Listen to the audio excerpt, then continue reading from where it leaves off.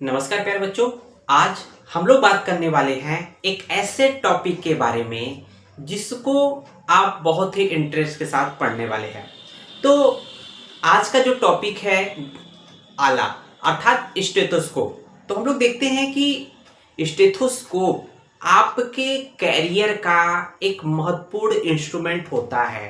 कोई भी डॉक्टर दो चीज़ों से पहचाना जाता है, पहला तो उसका एक वाइट एप्रन और दूसरा उसका स्टेथोस्कोप। मतलब इन दोनों के बिना कोई डॉक्टर नहीं दिखता है, ना कोई कार्य करता है।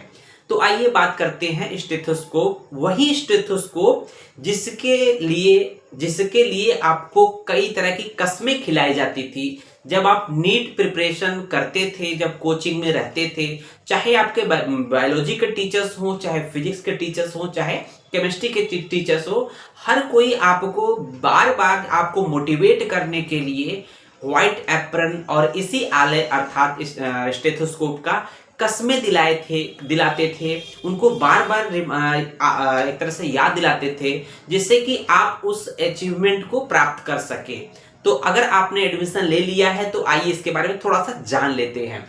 तो देखेंगे यहाँ पर स्टेथोस्कोप, जैसा कि नाम है टर्म स्टेथोस्कोप। तो स्टेथोस्कोप टर्म दो शब्दों से मिलकर बना है, पहला है स्टेथो, दूसरा है स्कोप। आपने एक शब्द सुना होगा टेलीस्कोप।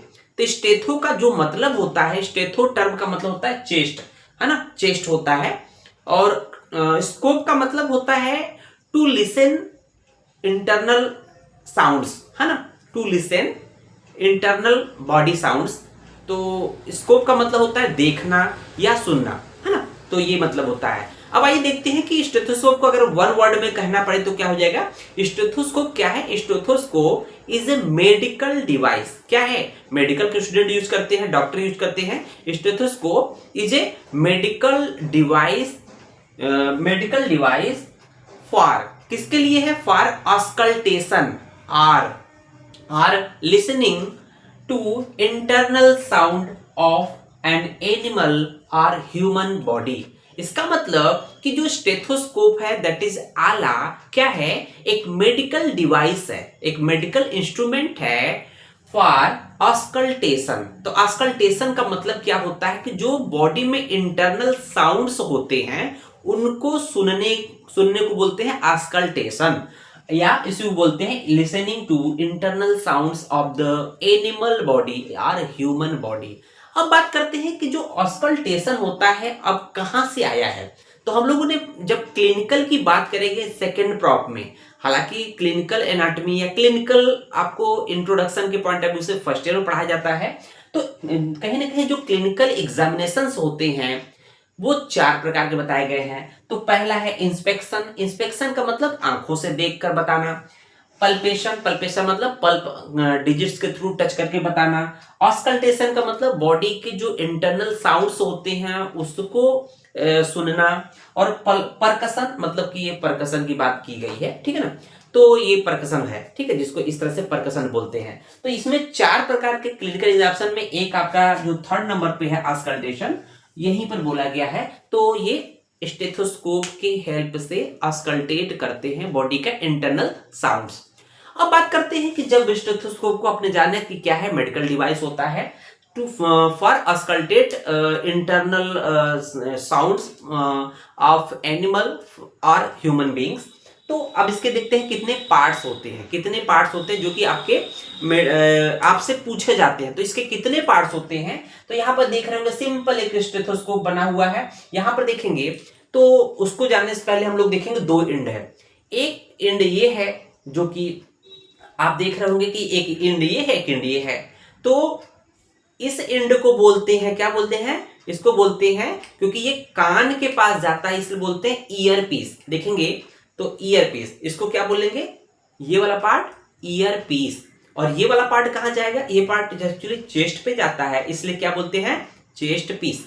दैट इज कॉल्ड, ये वाला एंड जो होता है ईयर पीस कहलाता है, क्योंकि ये ईयर से ईयर के पास दोनों ईयर में एंट्री करता है और ये चेस्ट पे एंट्री करता है, इसको टच कराते हैं इसलिए उसको चेस्ट पीस कहते हैं। तो ये इस पार्ट को हम लोग चेस्ट पीस बोलेंगे और ये दोनों जो होते हैं ये ईयर पीस होते हैं, है ना। अब देखेंगे जो ईयर पीस है, ईयर पीस के बाद एक ट्यूब है ना। तो ये देखेंगे ईयर पीस के बाद एक मेटल का एक पाइप होता है, ट्यूब होता है, इसको हम लोग क्या बोलते हैं, ईयर ट्यूब, ईयर ट्यूब, है ना। तो ईयर ट्यूब है, और उसके बाद ईयर ट्यूब के बाद किसी किसी स्टेथोस्कोप में इन दोनों पार्ट को स्टेबल रखने के लिए एक स्प्रिंग का प्रयोग करते हैं, जिसका बाइनोरल स्प्रिंग बोलते हैं। उसके बाद देखेंगे कि जब ये जहां से ये खत्म हो जाता है, उसके बाद देखेंगे फिर से ये रबड़ की ट्यूब स्टार्ट हो जाती है, दैट इज कॉल्ड ट्यूबिंग। इसको क्या बोलेंगे, जो रबड़ वाला पार्ट होता है स्टार्ट हो जा रहा है, दैट इज कॉल्ड ट्यूबिंग। तो ये पूरा क्या कहलाएगा, ट्यूबिंग, ये पूरा कहलाएगा ट्यूबिंग, है ना। तो यहां से लेकर यहां तक क्या है, ये यहां से लेकर यहां तक ट्यूबिंग कहलाता है ना। ट्यूबिंग के बाद देख रहे होंगे इस पार्ट को, जिसको हम लोगों ने होल्ड कर रखा है, दैट इज कॉल्ड स्टेम। क्या कहलाएगा, स्टेम कहलाता है। स्टेम का मतलब जैसे आपने गुलाब का फूल हाथों में लेते हैं या कोई फ्लावर लेते हैं, तो फ्लावर का नीचे वाला जो टहनी होता है, जिसको हम लोग डंठल बोलते हैं, दैट इज कॉल्ड स्टेम, है ना, स्टेम होता है। और ये पार्ट हम लोगों ने देखा था, क्या बुलाता है, चेस्ट पीस बोलते हैं। चेस्ट पीस के दो पार्ट होते हैं, है ना, चेस्ट पीस में दो पार्ट होते हैं। तो देखेंगे एक बड़ा वाला क्या होता है, बड़ा वाला जो आपके सामने दिख रहा है, एक छोटा वाला पीछे है ना। जो बड़ा वाला जो पार्ट है, दैट इज कॉल्ड डायफ्राम।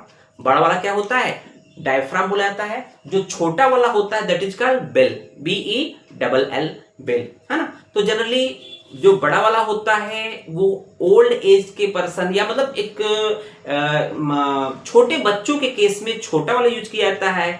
छोटे से जितने बड़े लोग होते हैं उसमें बड़े वाला जो चेस्ट पीस होता है वो यूज किया जाता है।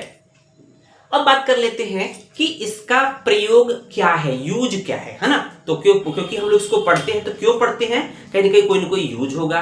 तो पहला तो हम लोग जानते हैं कि इसके हेल्प से हम लोग ब्लड प्रेशर मेजर करते हैं। तो ब्लड प्रेशर मेजर करने के लिए एक इंस्ट्रूमेंट और होता है, दैट इज कॉल्ड स्फिग्मोमैनोमीटर, है ना। तो चौथा पॉइंट देख रहे हो, ब्लड प्रेशर भी इसी के हेल्प से मेजर करते हैं, लेकिन with the help of sphygmomanometer, है ना, जो एक मरकरी की या ऑटोमेटिक जो इस तरह से होती है, तो उसको बीपी, जिसको हम लोग बीपी इंस्ट्रूमेंट बोलते हैं। और देखेंगे इसके बाद देखेंगे कि इसका यूज क्या है, जो आले या स्टेथोस्कोप का, to listen the sounds of body by, किसके द्वारा, किसका, हार्ट का। तो देखेंगे जो हार्ट में किसी को घबराहट होती है, किसी को पसीना बहुत जाता आता है, तो उस कंडीशन में डॉक्टर के पास जाते हैं, तो क्या करता है वो आपके हार्ट के पास इसको सुनता है। और दूसरा है लंग्स का साउंड भी सुनते हैं। तो लंग्स का साउंड मतलब जिस किसी को डिस्निया हो रही है, सांस की मतलब की समस्या हो रही हो, तो फिर क्या करता है, आगे पीछे और आगे, है ना, दोनों साइड से बोलता है, गहरी लंबी सांस लो, तो आपके चेस्ट पर उस तरह से रखता है और उसको लिसन करता है, सुनता है। उसके बाद देखेंगे इंटेस्टाइनल अर्थात बॉबल साउंड, दैट इज कॉल्ड, जो आंतें होती है उसके साउंड्स को सुनने में भी इसका यूज किया जाता है। तो इस तरह से हम लोगों ने इस स्टेथोस्कोप का प्रयोग बताया। धन्यवाद।